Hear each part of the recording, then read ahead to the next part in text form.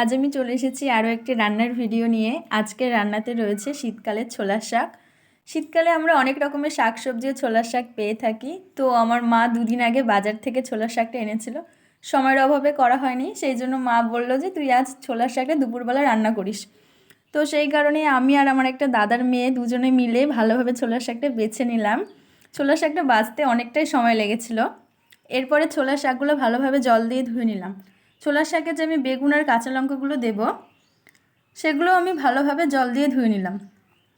এরপরে আমি কাঁচা লঙ্কা ও বেগুনটা ভালো করে কুচি কুচি করে কেটে নিলাম। বেগুনটা না দিলেও চলতো, তো আমি বেগুনটা দিলাম। বেগুন দিয়ে আমার বাড়ির লোক ছোলার শাকটা খেতে খুব পছন্দ করে, সেই জন্য। এরপর আমি চলে গেলাম আমার রান্না করার জন্য রান্নাঘরে। সেখানে গিয়ে কড়াইতে আমি তেল দিলাম কিছুটা, ও সামান্য পরিমাণে কিছুটা কালো জিরে দিয়ে ভালোভাবে নেড়ে চেড়ে নিলাম। কেটে রাখা বেগুন ও কাঁচা লঙ্কাটাও তেলের উপর দিয়ে ভালোভাবে নেড়ে চেড়ে খানিকটা লবণ আর হলুদ দিয়ে দিলাম স্বাদ মতো। এরপরে সেই কেটে বেছে রাখা ছোলার শাকগুলো ভালোভাবে ওর মধ্যে দিয়ে নেড়ে চেড়ে নিয়ে আঁচটা লো ফ্লেমে দিয়ে ওর ওপর দিয়ে ঢাকনা দিয়ে দিলাম। কিছুক্ষণ ফুটে যাওয়ার পরে ওটা আবার ঢাকনাটা খুলে দিয়ে ভালোভাবে আবার নাড়লাম।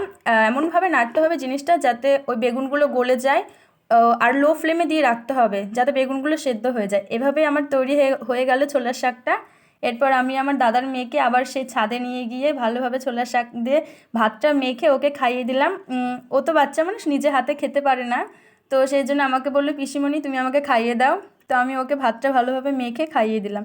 এরপর ও ভাতটা খেলো। তারপর ওর একটু ঝাল লেগেছিলো, তো শাকটা তবু একটু টেস্ট হয়েছিল, এমন নয় যে একদমই খারাপ রান্না করি। তো খেয়ে বললো কি, শোনো তোমরা, কেমন লাগলো জিয়া খেতে? টেস্টি লাগলো।